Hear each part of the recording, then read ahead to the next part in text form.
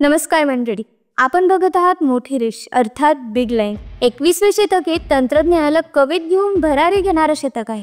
तंत्रज्ञानामध्ये बदल होत असताना सुरुवातीच्या काळात एकमेकांना मेसेज किंवा माहिती देण्यासाठी पेजरच्या माध्यमातून सुरू झालेली ही नवतंत्रज्ञानाची भरारी रोबोट्सच्या माध्यमातून वेगवेगळे कार्य करून घेण्यापर्यंत पोहोचली असतानाच AI आणि रोबोटिक्सच्या वेगवान प्रगतीवर मोठं प्रश्नचिन्ह चीनमध्ये घडलेल्या एका घटनेमुळे घडले आहे।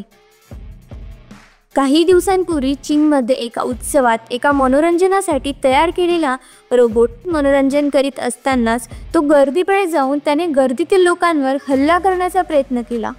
अलर्ट पद्धतीने कार्यरत असलेल्या सुरक्षा रक्षकांमुळे त्यांनी तत्परतेने त्या रोबोला नियंत्रित केले, परंतु रोबोट्सच्या अशा कृत्यामुळे अनेकांना आश्चर्याचा धक्का बसला।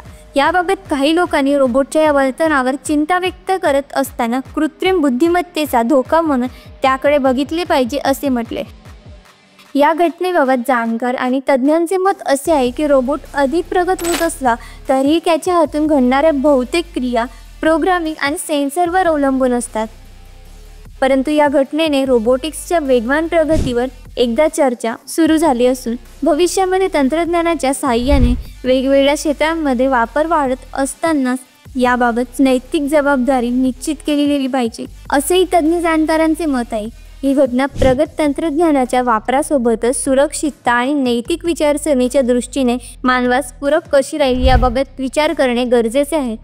अशाच नवनवीन माहितीसाठी आमचे YouTube चॅनल मोठी रेष अर्थात बिग लाईनला लाईक, शेअर आणि सबस्क्राईब करा। धन्यवाद।